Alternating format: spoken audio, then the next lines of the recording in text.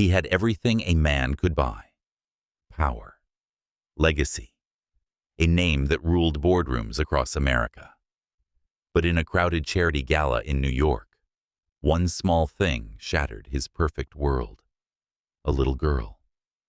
Her skin glowed like warm honey under the lights, her curls bouncing as she laughed, and when she looked up, her eyes mirrored his. Before he could move, the woman holding her hand turned away. A face he had buried 6 years ago. The woman he once loved. The child he was never meant to know. That night, the billionaire realized one truth: his greatest loss wasn't in the past, it was standing right in front of him. Nathan Blackwood had built his life on control. Control over markets, over people, over outcomes. As the sole heir to one of America's oldest billionaire families, he had learned early that emotion was a weakness, best buried under tailored suits and perfectly calculated decisions. Memory, however, was less obedient. No matter how high he climbed, it had a way of resurfacing when he least expected it. The charity gala at the Metropolitan Ballroom was meant to be routine. Crystal chandeliers, soft classical music, power disguised as generosity. Nathan stood among senators, CEOs, and old money families. His practiced smile fixed in place as cameras flashed. This was his world. Predictable, polished, safe. Then he saw her. A little girl no older than 5 stood near the edge of the room. Her small fingers curled tightly around a woman's hand. She laughed at something the woman whispered, her curls bouncing softly against skin the color of warm honey. There was an innocence in her smile that didn't belong in rooms like this. Nathan's breath caught. When the girl lifted her head, her gaze collided with his. Gray-blue eyes. Clear. Familiar.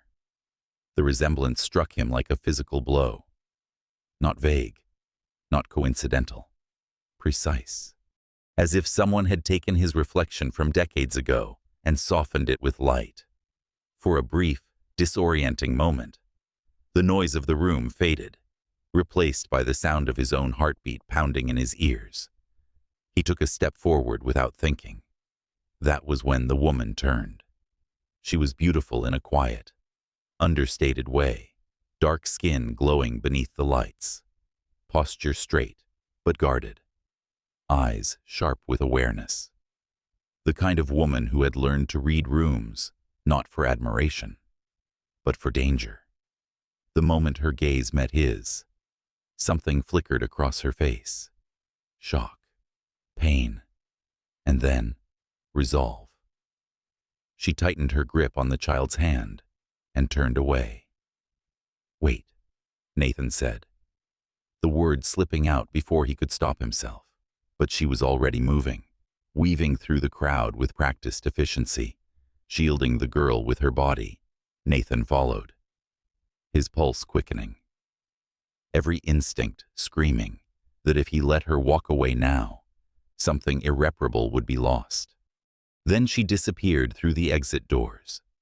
Only her back remained in his vision, straight, unyielding, achingly familiar. The name came to him like a wound reopening. Lena Carter.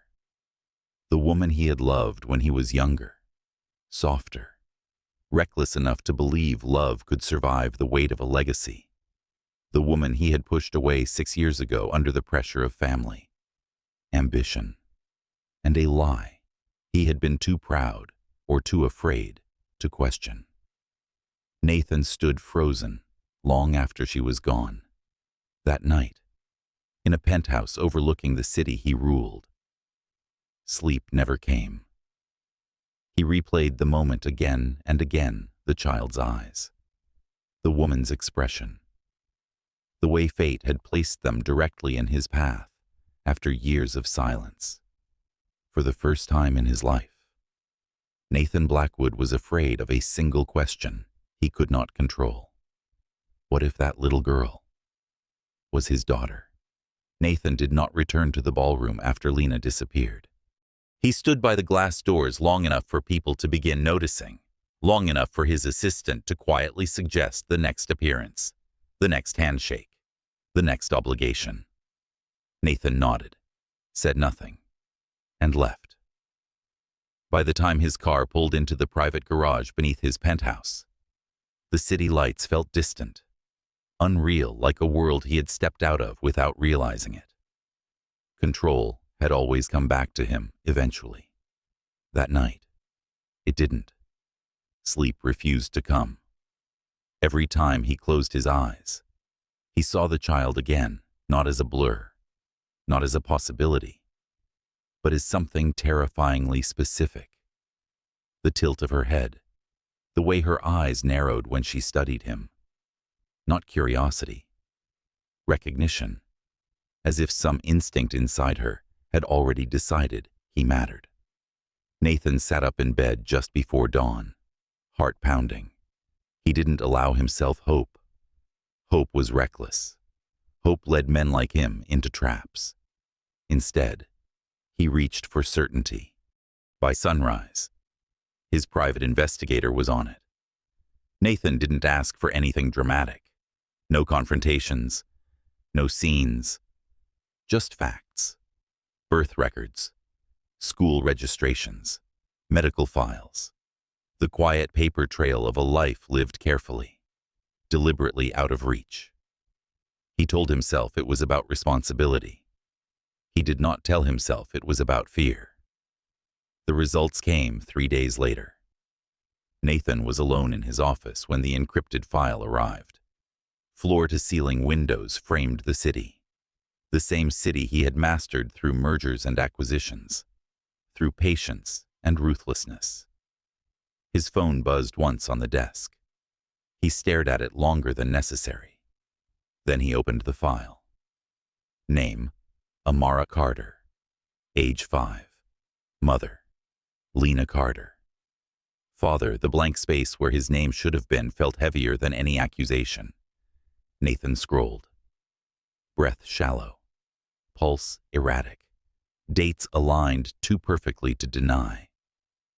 The timeline closed around him with quiet precision. There was no drama in the numbers, no room for interpretation. Still, he hesitated at the final attachment. DNA comparison. Pending confirmation.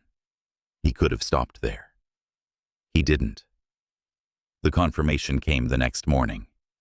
Probability of paternity, 99.99%. Nathan leaned back in his chair, his hand coming up to cover his mouth as the room seemed to tilt. The world didn't explode. No alarms sounded. The city kept moving outside his windows, but something inside him cracked clean and irreversible. He had a daughter. The realization did not arrive with joy. It arrived with weight, with the crushing awareness of years he could never reclaim. First steps he hadn't seen, first words he hadn't heard. Nights Lena had faced alone, holding a newborn while the world slept and he lived in ignorance he had chosen. His chest tightened. That afternoon, Nathan drove himself across the city for the first time in years. No driver, no entourage, just him and the quiet hum of traffic. He parked a block away from the address in the file, telling himself it was temporary. Observation, nothing more. The building was modest. Brick, clean, but worn by time. The kind of place people passed every day without looking twice.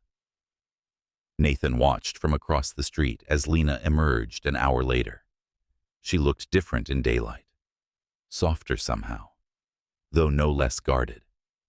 She wore simple clothes, her hair pulled back, one hand holding a tote bag, the other firmly wrapped around Amara's small fingers. The child skipped beside her, talking animatedly. her free hand slicing the air as she explained something only she found fascinating. Lena listened, her expression easing into something Nathan had never seen on her before, unfiltered tenderness. They stopped at a crosswalk. Amara leaned into her mother's side, resting her head against Lena's hip. Lena brushed her curls back with instinctive care, pressing a kiss to the top of her head without breaking the rhythm of their conversation. Nathan's throat tightened. This was not a life missing something. This was a life built carefully, lovingly without him. When Amara glanced up, her eyes briefly swept the street. For one terrifying second, Nathan thought she might see him. Instead, she smiled at something else, tugged Lena forward, and disappeared down the block. Nathan sat in his car long after they were gone. He did not approach Lena that day, or the next. He rehearsed 100 versions of the conversation and rejected all of them. What did a man say to a woman he had once loved after discovering he had missed 5 years of his child's life? "I'm sorry." Sounded insufficient. "I didn't know" sounded like an excuse. "Let me help" sounded like an invasion. Lena made the decision for him. She appeared in his office unannounced 2 days later. Nathan was in the middle of a board meeting when his assistant whispered her name, uncertainty threading her voice. He froze, then nodded once. Lena walked in alone. She did not look angry. She looked prepared. The room seemed to contract around her presence. Nathan dismissed the board without explanation, his eyes never leaving her. When the door closed behind them, silence settled thick and heavy with everything unsaid. "You ran a background check," Lena said calmly. Nathan did not deny it. "I needed to know." Her lips curved, not in a smile. "Of course you did." She crossed the room and placed a slim folder on his desk. "I thought it would save time." Nathan stared at it. "Time for what?" "For clarity." She replied. "And boundaries." He opened the folder with hands that refused to steady. Inside were copies of medical records, school forms, proof of income, a life documented with quiet efficiency. "I didn't keep her from you out of spite," Lena said. "I kept her safe." Nathan looked up. "You should have told me." Lena met his gaze without flinching. "And you should have trusted me 6 years ago." The truth of it landed between them, sharp and undeniable. "She knows who I am?" Nathan asked quietly. Lena shook her head. "She knows you exist. She doesn't know you're her father." Relief and pain tangled in his chest. "Why? Because children don't need confusion," Lena said gently. "They need consistency. And you weren't part of our lives. The word stung. "I want to meet her," Nathan said. Lena studied him for a long moment, searching for something beneath the billionaire polish. When she spoke again, her voice was firm, but not cruel. "You don't get to want her suddenly," she said, "not without understanding what that means." "I understand responsibility," Nathan replied. She shook her head. "You understand control. Amara doesn't need that." Silence stretched. Finally, Nathan exhaled. "Then tell me what she needs." Lena hesitated. It was the first crack in her composure. "She needs peace.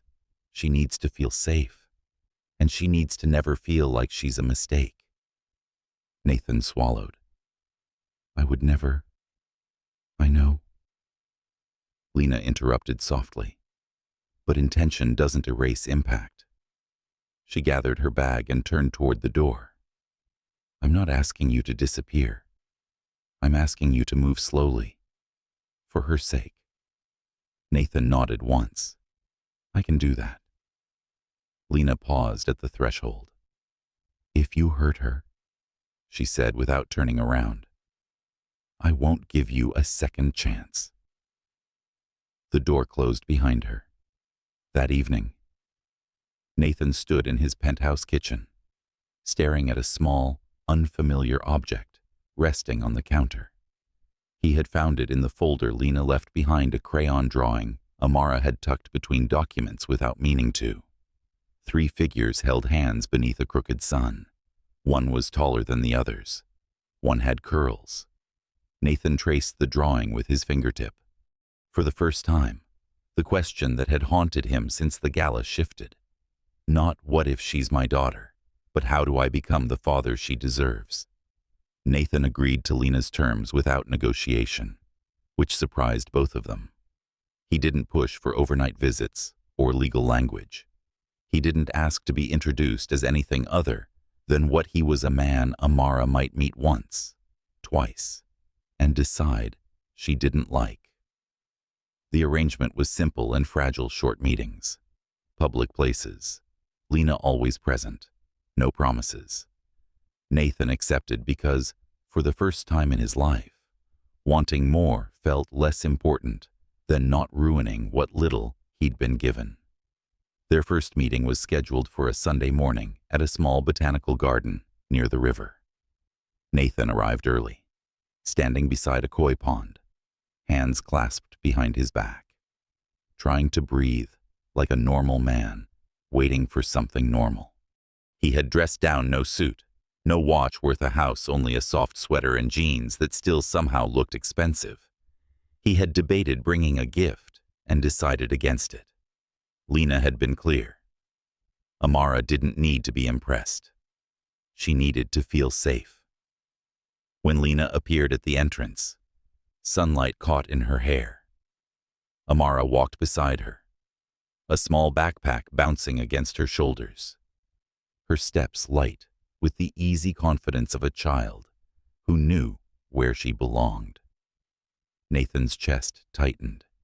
He watched them approach, every instinct urging him forward, every rule reminding him to stay still. Lena stopped a few feet away.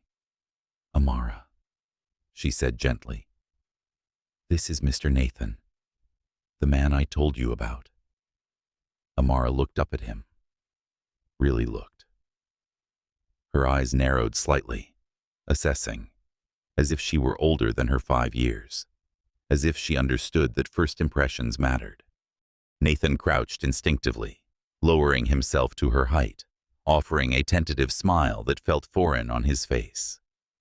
"Hi," he said softly. Amara tilted her head.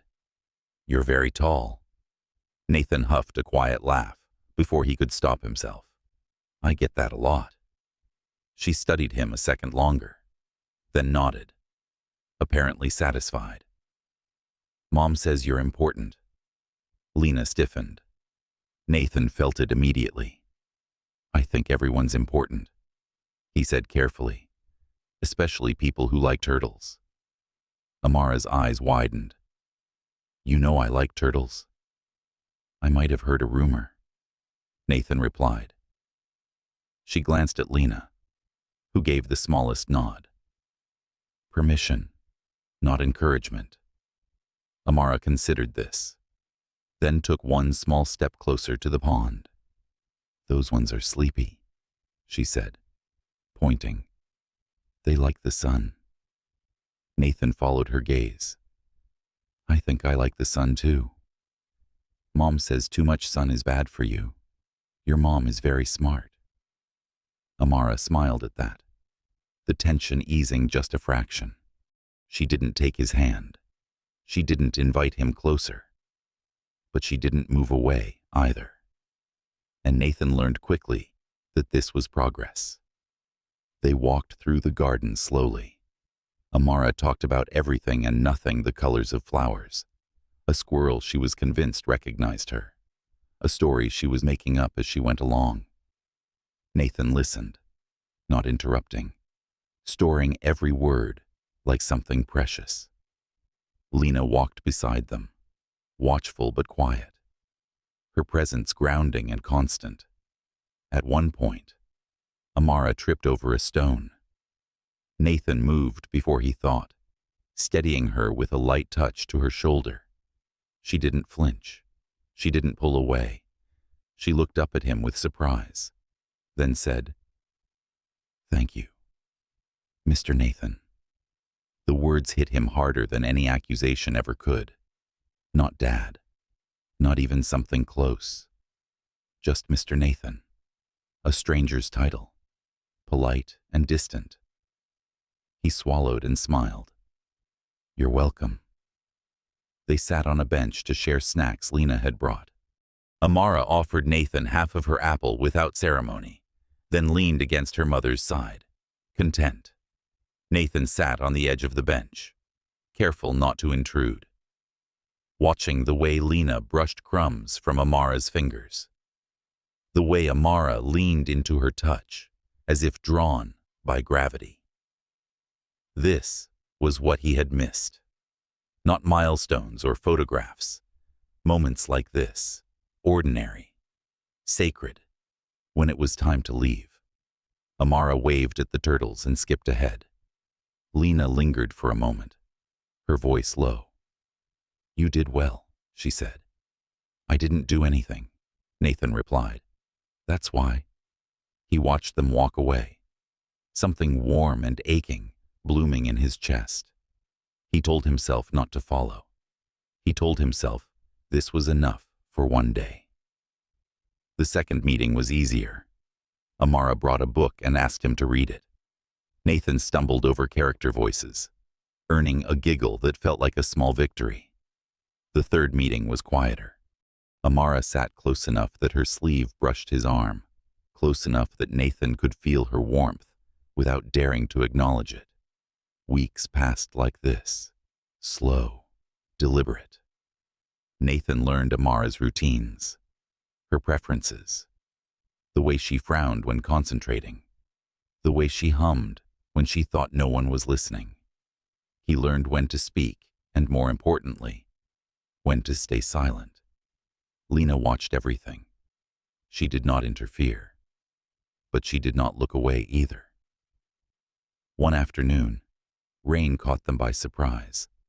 They took shelter under a pavilion, the sound of water drumming against the roof. Amara pressed her palms to the wooden railing, watching the world blur.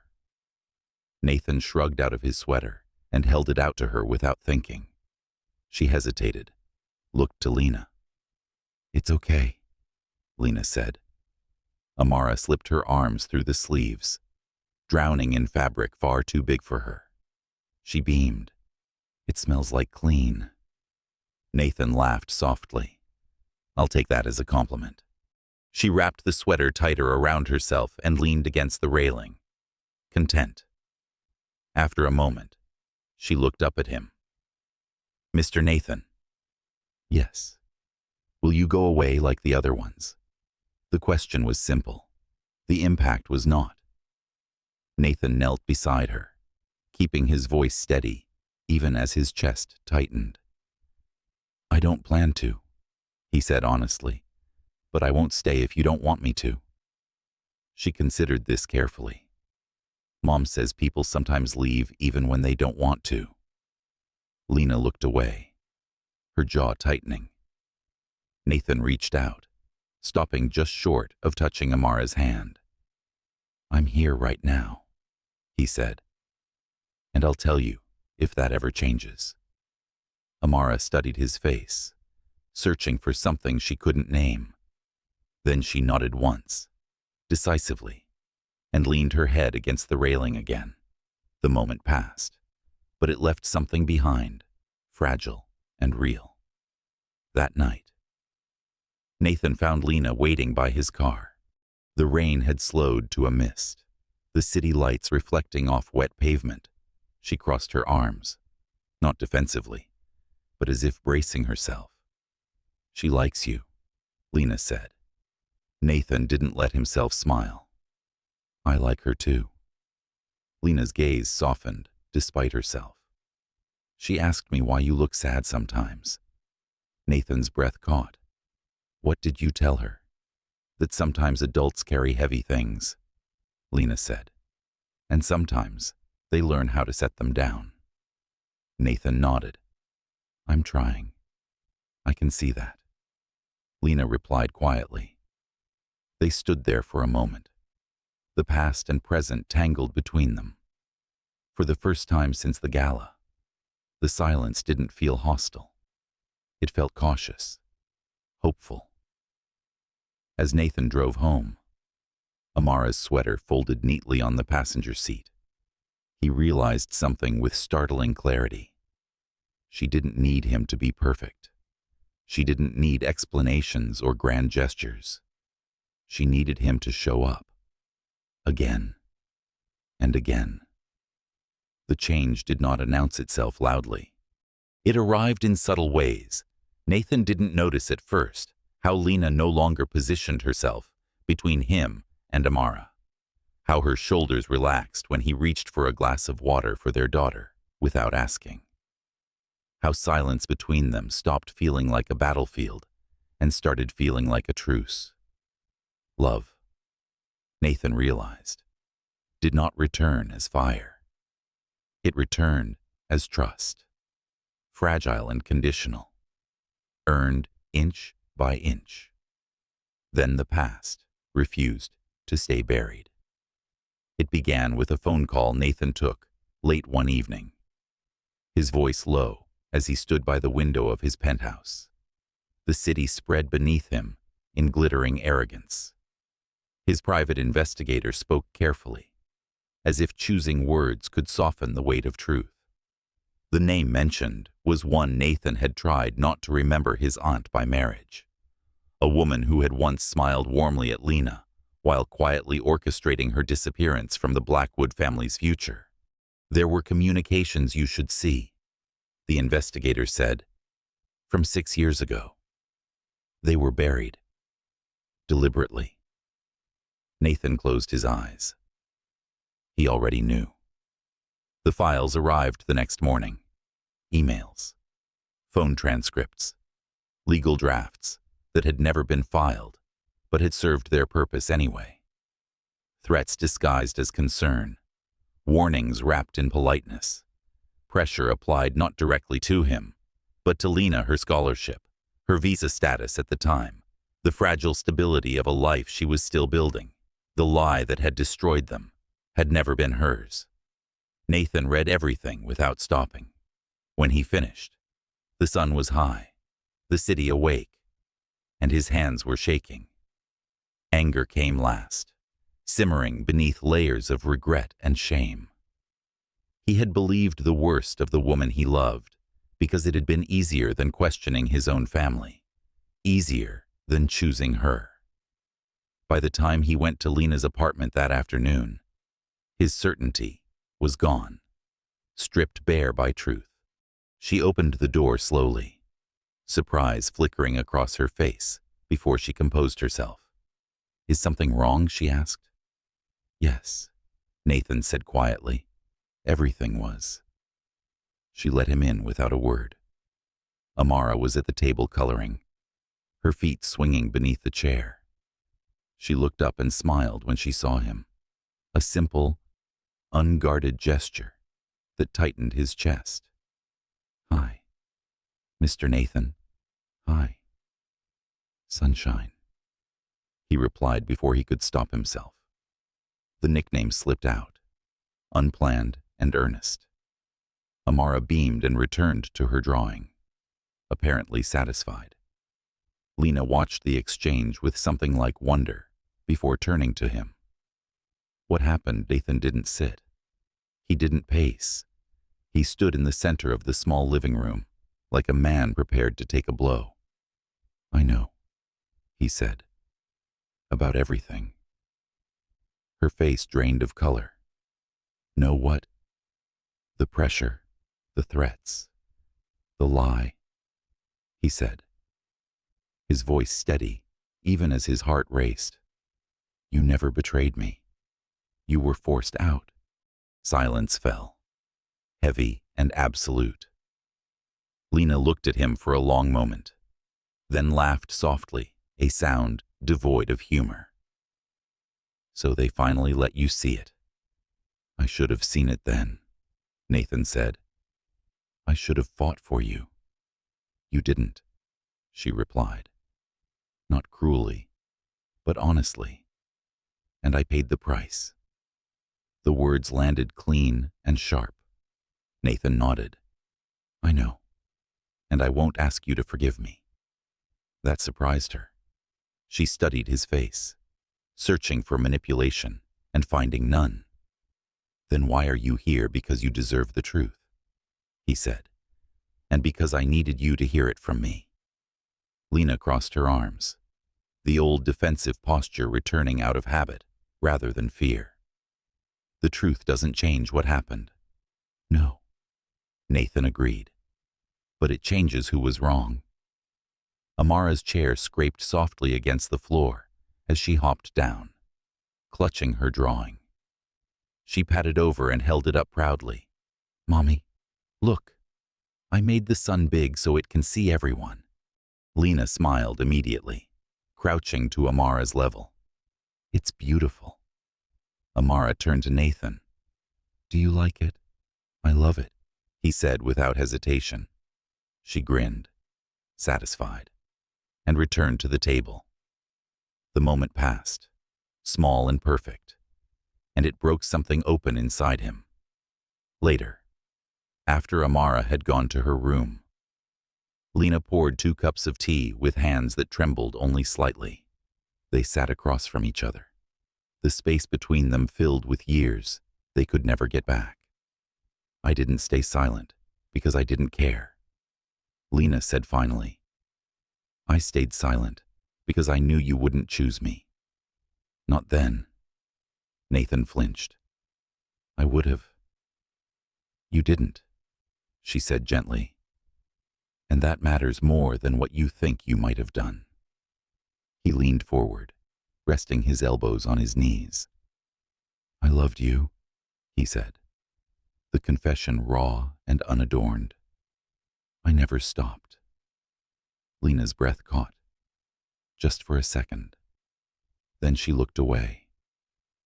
Love without trust isn't love. It's risk. I know, Nathan said, and I won't ask you to risk yourself again. She looked back at him, something vulnerable flickering behind her eyes. Then what do you want? Nathan took a breath. To be honest, to be present, to earn whatever place you decide I deserve. Lena studied him, weighing the sincerity in his voice against the scars he had helped create. You're asking for something that takes time. I'm prepared for that. Another silence settled, different from the ones before. Not hostile, not cold, just careful. That night, after Nathan left, Lena stood by Amara's door, watching her sleep. The child's face was peaceful, unburdened by the truths adults carried. Lena brushed a curl from her forehead and whispered a promise she wasn't sure she could keep. The following weeks tested everything.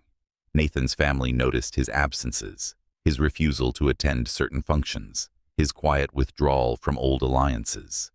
Questions came. Pressure followed. When his aunt confronted him directly, her smile brittle and rehearsed. Nathan didn't raise his voice. He didn't threaten. He simply said, You lied. And I know. Her composure cracked. The truth spread quietly, dangerously. Old loyalties shifted. The Blackwood name trembled on foundations built from secrets. Through it all, Nathan showed up. School events, doctor's appointments, rainy afternoons when Amara insisted on wearing boots too big for her feet and splashing through puddles while he pretended not to worry about the mess. He learned her laugh, her stubborn streak, the way she reached for his hand without realizing it when crossing the street. One evening, as they walked back to Lena's apartment, Amara looked up at him and asked, Why do you look happier now? Nathan smiled down at her. Because I'm learning something important. What? That some things are worth waiting for. She considered this, then nodded solemnly. Mom says waiting is hard. It is. He agreed, but it can be good. Lena watched them from a few steps back, her heart aching in ways both painful and sweet. She saw the man Nathan was becoming, not the heir, not the billionaire, but the father who listened, the man who stayed. Love, she realized, had never been a lie. It had simply been interrupted by fear, by power, by silence. And now, slowly, carefully, it was finding its way back. Nathan did not learn about Lena's past all at once. It revealed itself in fragments, the way truth often does when it has been carried quietly for too long. It surfaced in passing comments, in small routines he began to notice, in the instinctive efficiency with which Lena handled everything that concerned Amara. She did not dramatize her life. She did not ask for sympathy. But the weight of what she had endured was everywhere, woven into the fabric of their days. It began on a morning when Amara woke with a fever. Nathan was already there, having arrived early to walk her to school.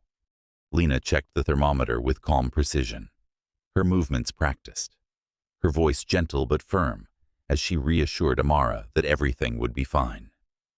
She packed a bag without hesitation: medicine, water, a change of clothes while Nathan stood by, feeling suddenly useless in the presence of competence born from necessity. "I'll drive," he said. Lena nodded, already reaching for her coat. No discussion, no pride, only efficiency at the clinic. Nathan watched Lena navigate the space with quiet familiarity. She greeted the nurse by name. She filled out forms without pausing, her handwriting neat, decisive. Amara leaned against her shoulder, trusting completely that her mother would make the discomfort go away. Nathan sat beside them, close enough to feel the heat of his daughter's skin, close enough to see the shadows beneath Lena's eyes she had learned to conceal. "You've been here before," he said softly. Lena didn't look at him. "Children get sick." "Yes," he said, "but you knew exactly where to go." She exhaled, not in irritation, but in acceptance. "I learned." The doctor confirmed it was nothing serious. Amara was brave, accepting a sticker with solemn pride. On the drive back, she fell asleep in her seat, her small breaths evening out. Lena glanced at her in the rearview mirror, her expression easing with relief she did not verbalize. Nathan pulled the car to the curb outside the apartment and turned off the engine. For a moment, neither of them moved. "You did this alone," he said quietly. Lena's hands tightened around her bag. "I did what I had to." It was the closest she came to an explanation. Later that week, Nathan attended Amara's school open house. He stood in a room filled with colorful drawings and tiny chairs, listening as her teacher spoke about her curiosity, her kindness, her tendency to help other children when they were upset. Lena stood beside him, nodding politely, answering questions with warmth and pride. When the teacher asked about Amara's father, Lena responded smoothly, without hesitation. "She has a very involved mother," she said, her tone neutral, final. Nathan felt the words like a bruise. He did not correct her. He did not deserve to. That evening, after Amara had gone to bed, Nathan stayed behind while Lena washed dishes. The small kitchen was warm, the sound of running water filling the space between them. He watched her for a moment before speaking. "I want to understand," he said. "Not to interfere. Just to know." Lena dried her hands slowly, then leaned against the counter. Her expression was composed, but something weary flickered beneath it. "What do you want to know?" "How you did it," Nathan replied. "How you raised her. How you survived." Lena was quiet for a long time. When she finally spoke, her voice was even. "There wasn't a plan. There was just Amara, and the knowledge that if I fell apart, she would too." She told him about the early days, about the apartment she could barely afford, about balancing classes and night shifts, about learning how to be strong when she was terrified. She spoke of holding a newborn in the dark, counting breaths, whispering promises she wasn't sure she could keep. She did not cry. She did not dramatize. She simply told the truth. Nathan listened, his chest tightening with every word. "I never wanted her to feel unwanted," Lena said, "so I made sure she never did. Even when it meant pretending I wasn't exhausted. Even when it meant smiling through things I didn't deserve. I should have been there," Nathan said, the words heavy with regret. "Yes," Lena replied softly. "You should have." The simplicity of her answer hurt more than anger ever could.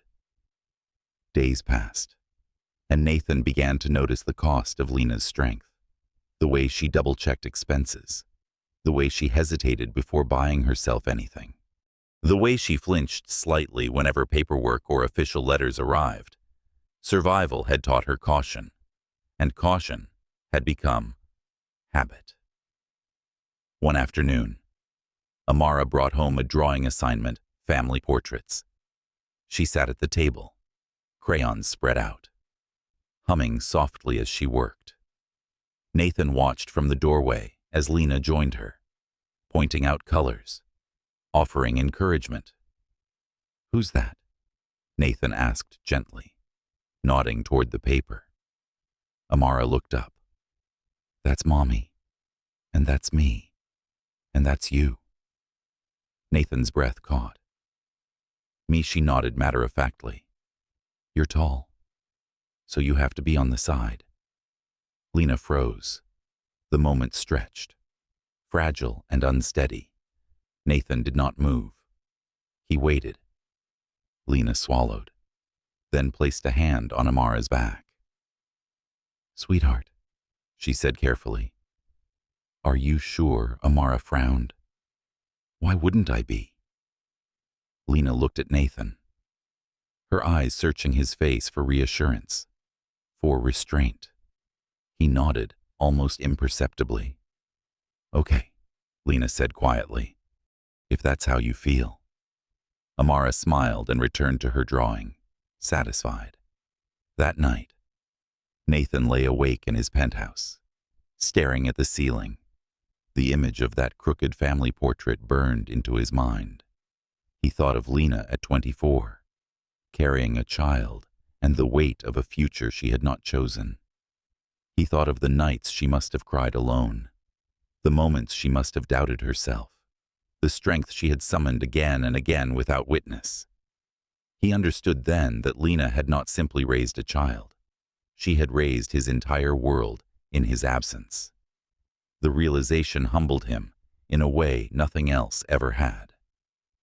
The next time Amara fell asleep on the couch during a movie, her head resting against his shoulder, Nathan did not move. Lena watched from across the room, her expression softening as she took in the sight. Nathan met her gaze, something unspoken passing between them. "Thank you," he said quietly, "for what Lena asked. For not letting bitterness win," Nathan replied, "for raising her with love." even when you had every reason not to. Lena looked away, emotion flickering across her face before she steadied herself. She deserves it, she said. That was never a question. Nathan reached out, resting his hand lightly over Amara's, careful not to wake her. The contact was simple, reverent, a promise without words. In that moment, Nathan understood that love was not proven through grand gestures or declarations. It was proven through endurance, through showing up, through choosing compassion, even when the world had been unhinged. Lena had done that every day. And now, slowly, deliberately, he intended to honor what she had built by standing beside her, not above her, and by earning his place in the family she had created from nothing but courage and love. The family they were becoming did not arrive with ceremony. It formed quietly, in moments so small they almost went unnoticed. Until one day, Nathan realized his life had shifted around them without asking permission. He stopped measuring time in meetings and deadlines and started measuring it in Amara's routines when she woke. What made her laugh? How long it took her to fall asleep if she insisted on one more story. Lena noticed the change before he did. She noticed it in the way Nathan learned where the cereal was kept, without asking, in the way he folded Amara's jacket over the back of the chair instead of draping it carelessly, in the way his voice softened whenever he spoke her name. One Saturday morning, Amara announced she wanted pancakes. Not just any pancakes, but the fluffy kind that looked like clouds. Lena smiled, already reaching for her keys to take them to the diner down the street. But Nathan shook his head. "I can try," he said, uncertain but determined. Amara's eyes lit up with a mixture of excitement and skepticism. They crowded into the small kitchen, flour dusting the counter, batter splattering the stove. Nathan followed instructions like they were sacred text, brow furrowed in concentration, while Amara stood on a chair beside him, offering commentary and corrections. Lena watched from the doorway, arms crossed. Her expression caught somewhere between amusement and disbelief. The pancakes were uneven and slightly overcooked, but Amara declared them perfect, drowning them in syrup and hugging Nathan around the waist with sticky hands. He froze at first, then slowly wrapped his arms around her, holding her like something precious and breakable. Lena turned away before either of them could see the tears threatening her composure. It was Amara who made the biggest changes without meaning to. She began to assume Nathan's presence as something natural, something that belonged. She started leaving her shoes by his chair instead of her mother's. She tugged his sleeve when she wanted attention, leaned against his side when she grew tired. One evening, while they were walking home, she slipped her hand into his without looking. Nathan felt the weight of it, the trust, the simplicity, and nearly stopped walking altogether. Lena noticed too. She said nothing, but her heart ached with a mixture of fear and hope she did not yet know how to untangle. Nathan's world outside that small apartment began to blur. His family's pressure mounted, quiet but relentless. Invitations went unanswered. Phone calls were returned late, if at all. He declined a gala in Boston, postponed a meeting in San Francisco, and for the first time, the Blackwood name was spoken with curiosity rather than certainty. Nathan felt the tension tightening, but when he looked at Amara curled beside him on the couch, her head resting against his arm as she watched cartoons, the fear seemed distant, manageable. He told himself he could handle both. He told himself he had time. Lena was less certain. She watched Nathan closely, noting the exhaustion beneath his calm, the way his jaw tightened when his phone vibrated late at night. One evening, after Amara had fallen asleep between them during a movie, Lena whispered, "You don't have to do this." Nathan turned to her, confusion flickering across his face. "Do what?" She gestured softly toward their daughter. "Reshape your life." He looked down at Amara, then back at Lena, his expression steady. "I'm not reshaping it," he said. "I'm finally living in it." The words unsettled her more than she expected, because she believed him. The first time Amara got sick while staying late with Nathan, panic hit him harder than any boardroom crisis ever had. Her cheeks flushed, her breathing uneven, her small body trembling in his arms as he carried her back to Lena's apartment. Lena took over instinctively, soothing, efficient. But Nathan hovered, unable to leave her side. When the fever broke hours later, relief left him weak-kneed. He sat on the floor beside the bed, watching Amara sleep, her fingers curled around his. "I don't know how you did this alone," he whispered to Lena. She sat beside him, exhaustion etched into her face. "I didn't know either," she admitted. "I just did." The tenderness between them deepened in ways neither spoke about.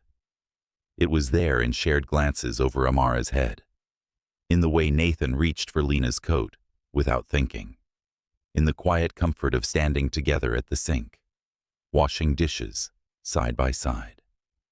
They did not touch often, but when they did, it felt deliberate, meaningful. A hand brushing an arm, fingers grazing when passing a plate, moments that lingered just long enough to be noticed. One afternoon, Amara came home from school quieter than usual.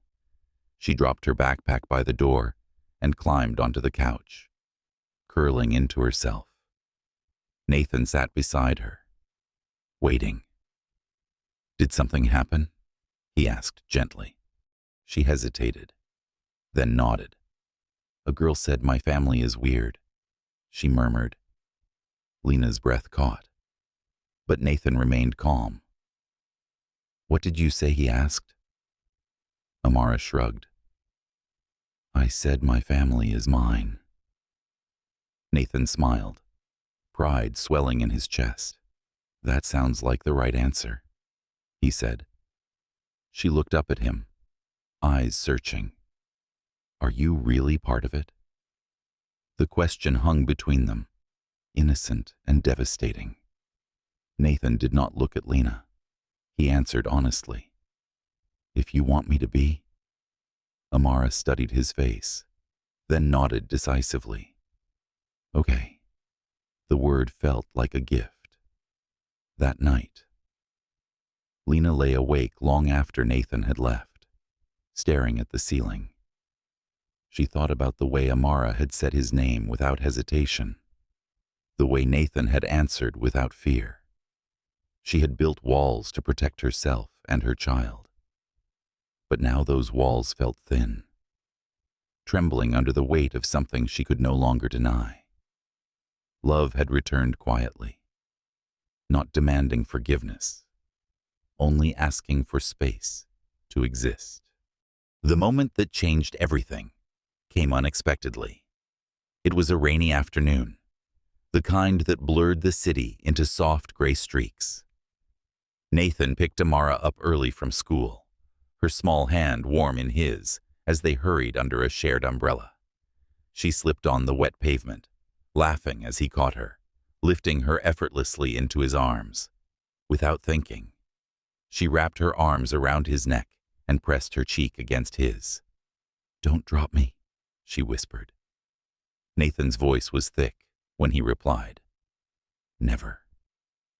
When Lena opened the door and saw them like that, Amara safe and laughing in Nathan's arms, Nathan holding her as if it were the most natural thing in the world, something inside her gave way.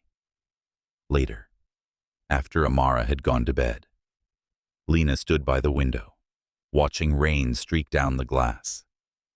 Nathan stood a few steps behind her, uncertain. She turned slowly, her eyes shining but steady. "She's attached to you," she said. Nathan nodded. "I know." Lena swallowed. "If you leave, it will hurt her." The truth sat heavy between them. Nathan took a breath. "Then I won't leave," he said simply. "Not without fighting for her. For both of you."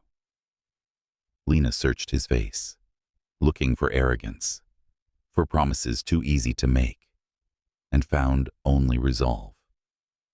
"This isn't just about love," she said softly. "It's about choosing every day." Nathan stepped closer, careful not to cross a line she hadn't invited him past. "Then I choose," he replied. From that day on, Amara changed everything. She changed the pace of Nathan's life, the shape of Lena's fears, the future they were all too afraid to name. She did not know she was doing it. She only knew she felt safe and loved, and that the man who used to be Mr. Nathan was now something warmer, something closer, even if the word itself remained unspoken. And in that quiet, fragile space between what had been lost and what might still be possible, a family began to take root, not through obligation or blood alone, but through the simplest, bravest choice of all, staying. Nathan chose his moment carefully, not because he was afraid of rejection, but because he understood that timing mattered when trust was still fragile. He did not want a grand setting or witnesses or the weight of expectation pressing in from all sides. He wanted quiet. He wanted honesty. He wanted Lena to hear him without feeling cornered by hope. The opportunity came on an ordinary evening, the kind that had begun to define their lives together.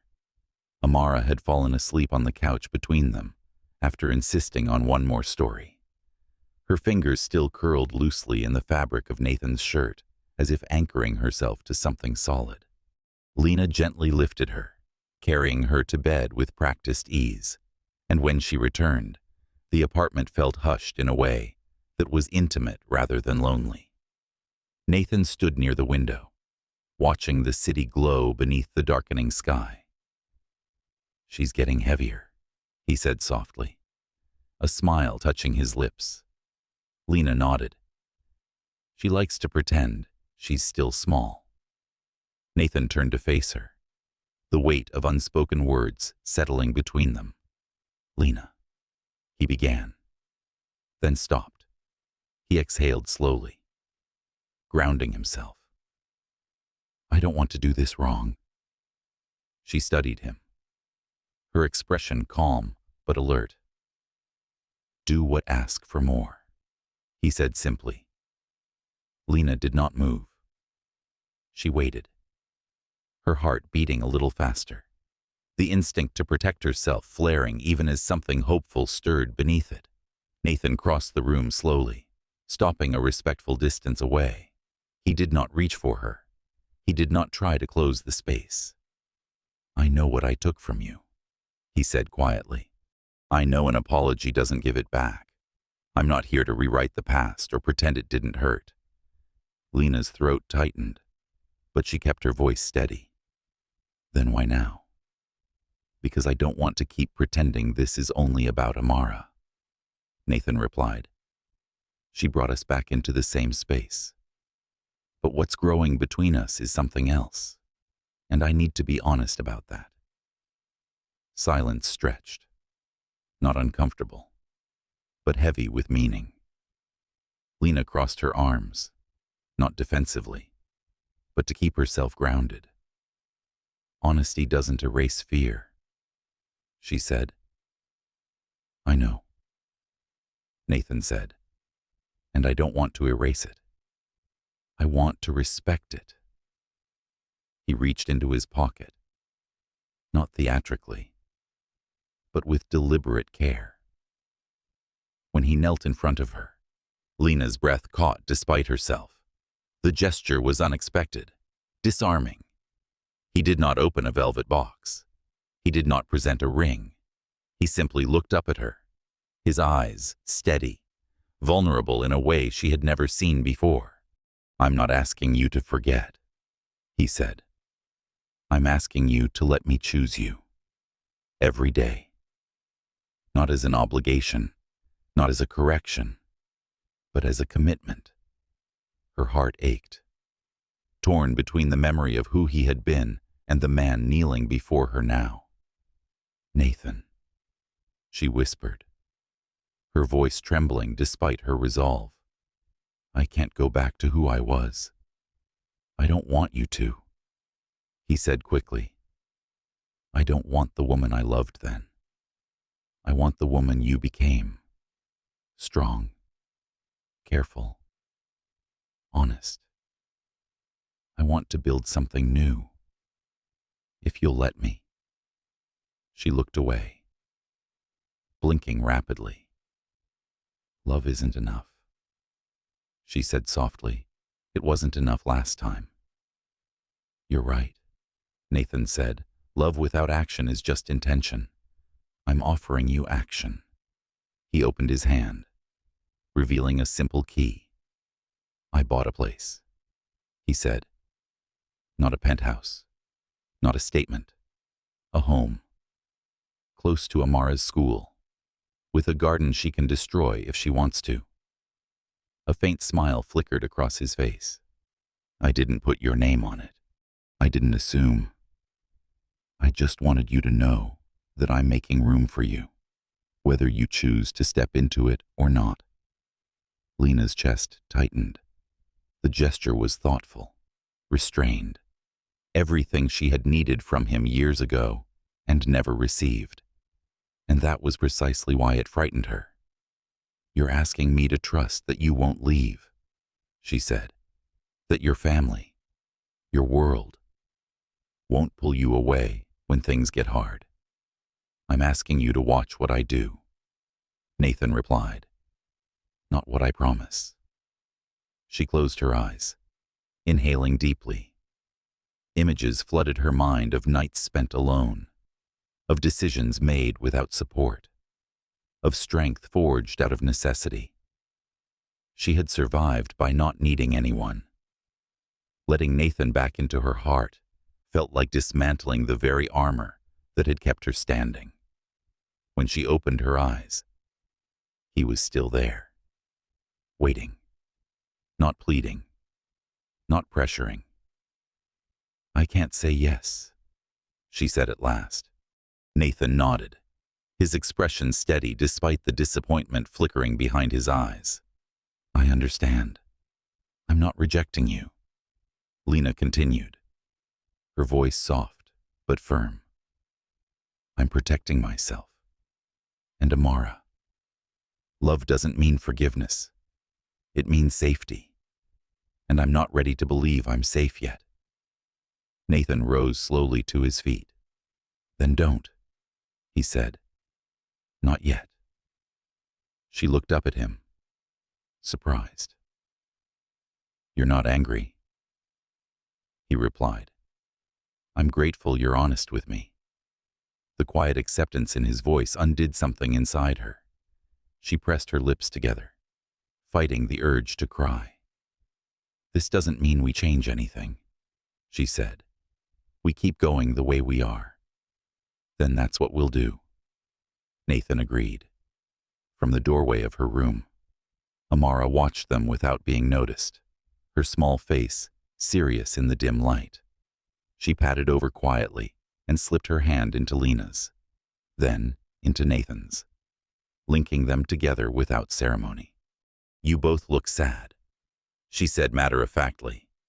"Did you forget to hug?" Lena laughed softly, startled.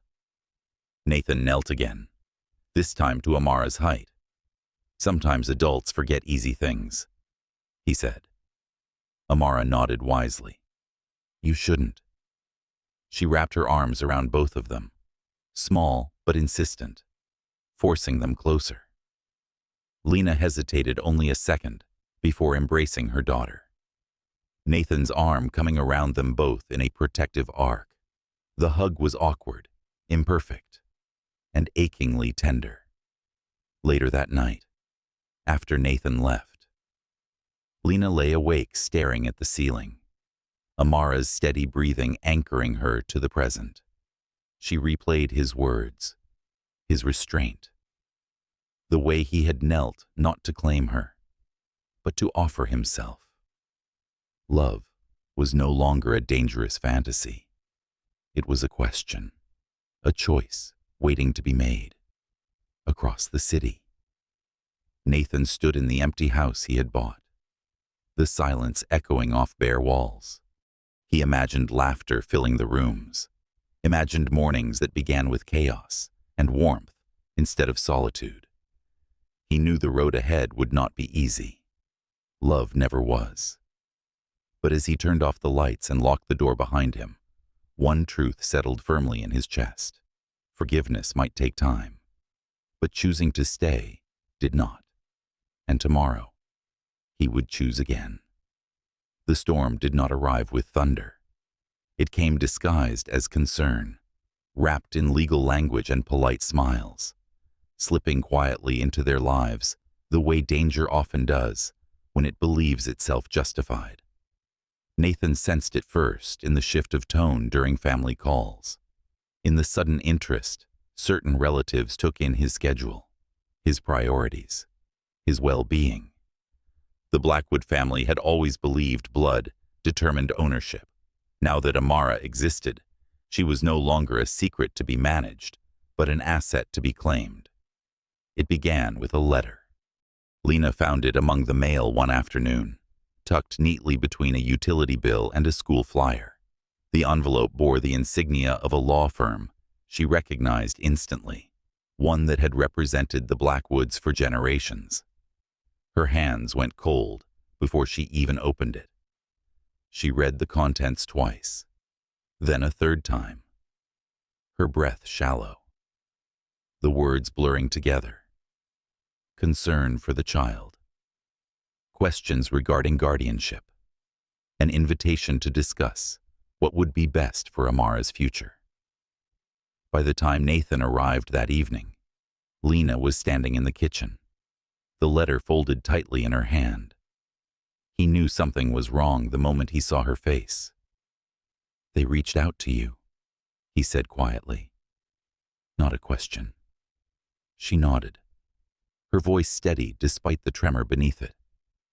"They want to talk about custody," she said. "About what kind of life Amara deserves." Nathan's jaw tightened.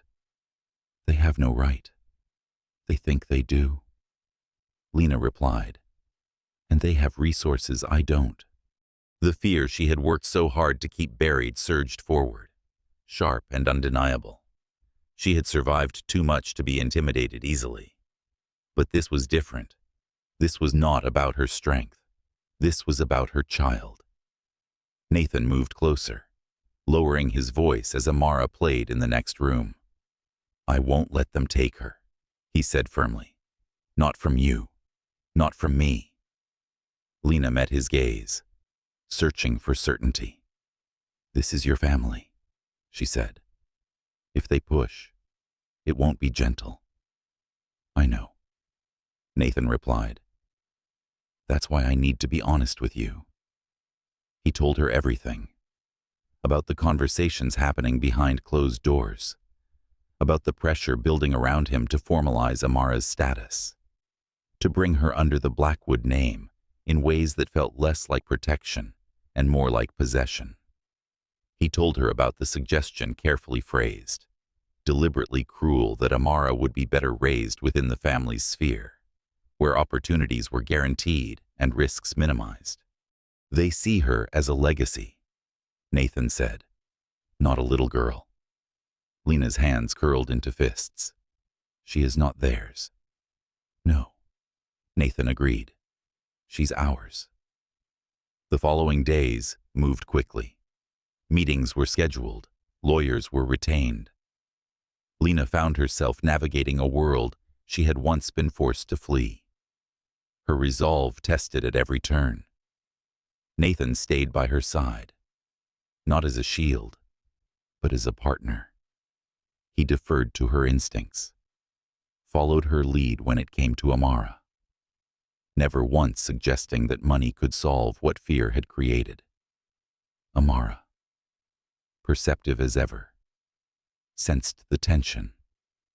She became quieter, clinging closer to Lena. Watching Nathan with questions in her eyes she did not voice. One night, as Lena tucked her into bed, Amara whispered, "Are they trying to take me away?" Lena's heart shattered at the innocence of the question. She brushed Amara's hair back gently. "No, baby," she said softly. "No one is taking you anywhere." Amara studied her face, then nodded, trusting her mother completely. "Okay," she said. "I don't want to go. Later." Lena sat at the table long after the apartment had gone quiet, the weight of the situation pressing down on her chest. Nathan joined her, placing a mug of tea in front of her without a word. "I'm scared," she admitted, the honesty slipping out before she could stop it. Nathan did not try to minimize it. "So am I," he said. "But we'll be scared together." The confrontation came sooner than expected. Nathan's aunt requested a private meeting, her tone warm, her words carefully chosen. Lena agreed to attend, not because she wanted to, but because she refused to be spoken about as if she were absent. The meeting took place in a pristine office overlooking the city, all glass and steel and quiet authority. The woman greeted them with a smile that did not reach her eyes. "This doesn't have to be adversarial," she said smoothly. "We only want what's best for Amara." "What's best for Amara," Lena replied evenly, "is stability and love, which we can provide," the woman said, "in abundance." Nathan leaned forward. "You mean control?" The smile faltered, just slightly. "You're being emotional." "No," Nathan said calmly. "I'm being clear." The discussion grew tense, polite words giving way to sharp implications. Scholarships, trust funds, elite schools, opportunities dangled like bait. Lena listened without flinching, her voice unwavering when she spoke. "My daughter is not a negotiation," she said. "She is not something you can improve by taking her from her mother." The woman's gaze hardened. "You're thinking short term," she said. "Children like her need structure. They need to know where they belong." "She knows exactly where she belongs," Nathan replied. "With us," when they left the building. Lena's knees felt weak, adrenaline still coursing through her. Nathan caught her arm gently, steadying her. "You were incredible," he said quietly. She shook her head. "I shouldn't have to be," she replied. He understood what she meant. Strength should not be a requirement for love. The pressure escalated after that. Subtle leaks to the press. Questions raised about Lena's past, her finances, her ability to provide. Nathan shut it down publicly, issuing a statement that left no room for interpretation. He acknowledged Amara as his daughter. He affirmed Lena as her mother. He made it clear that any attempt to undermine them would be met with full resistance. The fallout was immediate. Family ties strained. Investments wavered. Nathan felt the cost in ways he had always known existed, but never truly faced. And still, when he came home to the quiet apartment, to Amara's laughter and Lena's tired smile, he knew he would pay it again without hesitation. One evening, after a particularly brutal day, Lena found Nathan sitting alone in the living room, his phone dark in his hand. She sat beside him, close enough that their shoulders touched. "You don't have to burn your world down for us," she said softly. Nathan turned to her, his expression gentle but resolute. I'm not burning it down, he said. I'm choosing which part of it deserves to survive. Amara appeared in the doorway, clutching her stuffed animal. Are you mad? She asked, sensing the heaviness. Nathan opened his arms immediately.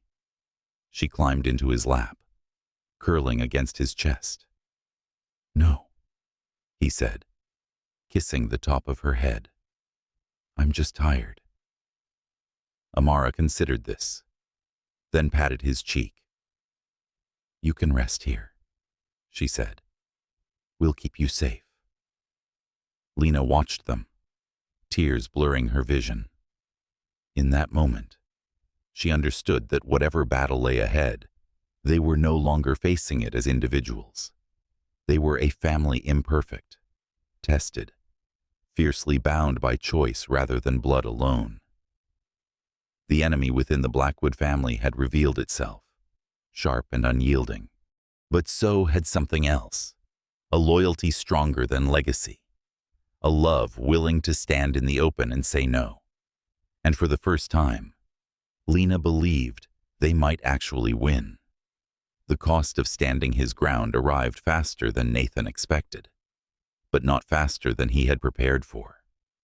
Markets reacted first, skittish and unforgiving.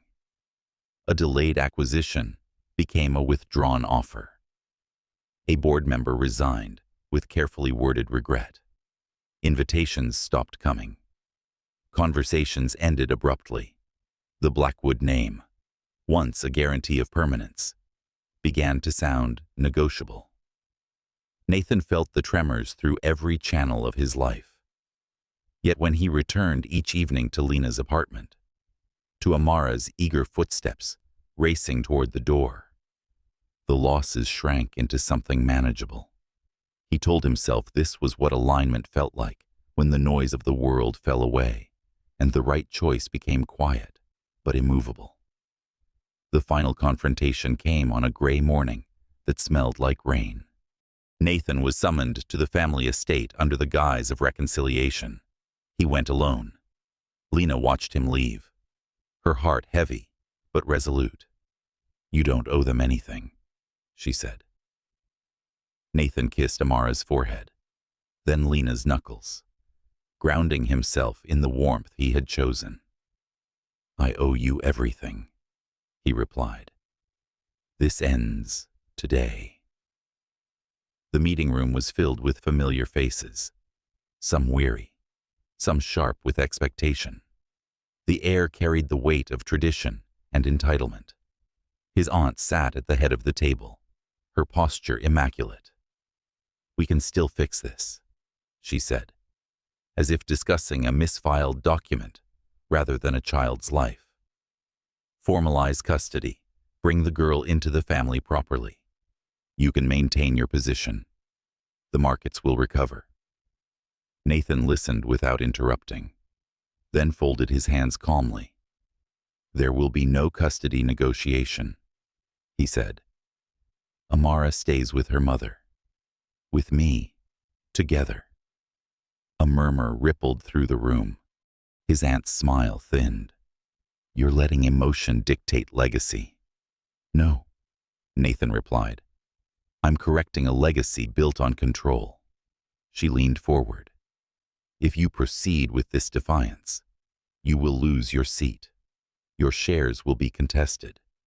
Your influence will diminish. Nathan nodded. I know. Silence followed, stunned and brittle. You would throw away everything your family built, she said, disbelief edging her voice. For a woman who refused our help and a child who complicates your future. For my daughter, Nathan corrected, and for the woman who protected her when I failed. The words landed with finality. Nathan rose, smoothing his jacket. I resign from my position, effective immediately. Transfer my voting rights to the trust as outlined in my filing. I'll retain my personal holdings. The rest keep it. You're making a mistake. someone said. Nathan turned back once, his gaze steady. I'm making a choice. When he left the estate, the rain began in earnest, washing the long drive into a blur. Nathan breathed deeply, a strange calm settling in his chest. The fear he had carried for weeks loosened its grip. He had crossed the line he could never return from, and for the first time, he felt free. The fallout was swift and public. Headlines speculated. Analysts debated. Friends went quiet. Nathan answered only one call, that of a reporter asking if he regretted his decision. No. He said simply, I regret waiting so long. At home. Lena followed the news with a knot in her stomach.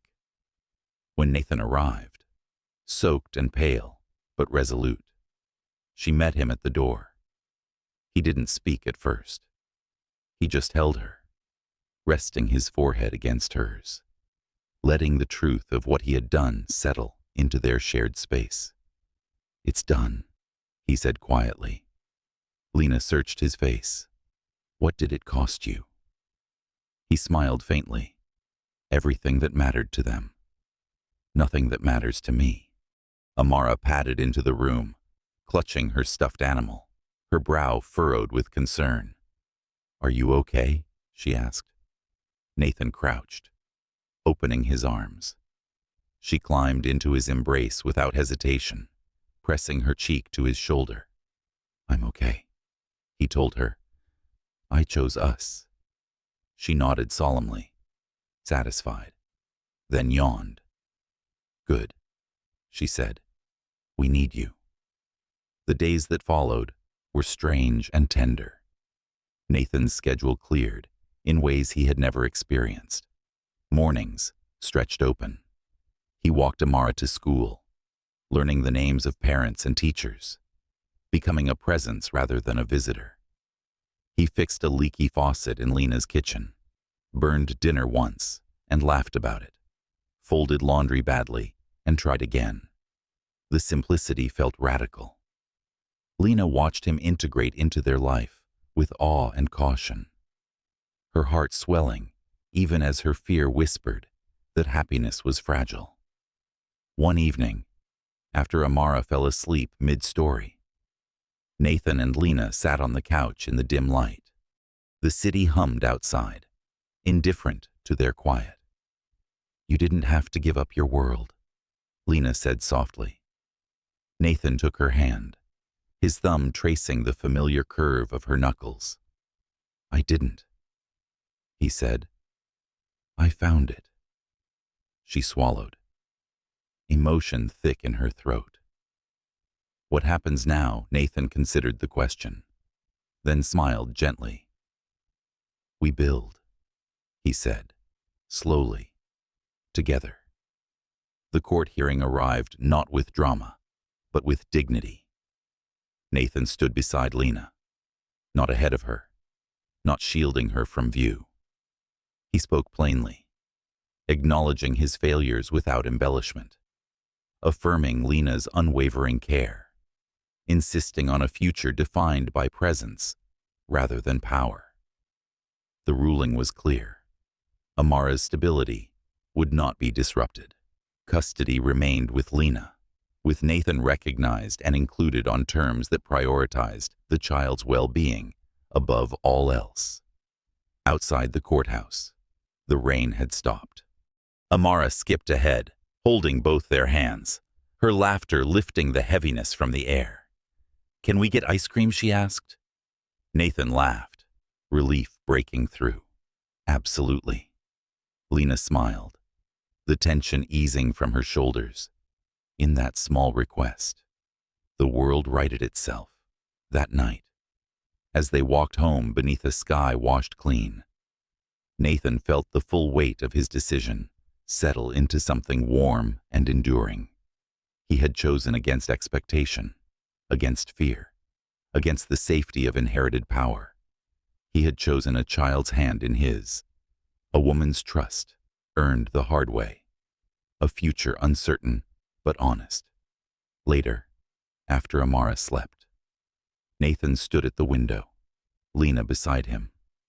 "I don't need forgiveness," he said quietly. "I need to be worthy of you." Lena leaned into him, resting her head against his shoulder. "You're learning," she said. "That counts." He turned to her, his voice steady. "I will choose you again tomorrow," he promised. She met his gaze, seeing not the man who had once let her go, but the one who had finally stayed. And in that choice clear, irrevocable, and brave, they found the beginning of a future that belonged to them alone. The quiet that followed the storm was not empty. It was full of mornings that began without urgency, of sunlight spilling across the kitchen floor, of Amara's laughter echoing down the hallway as if it had always belonged there.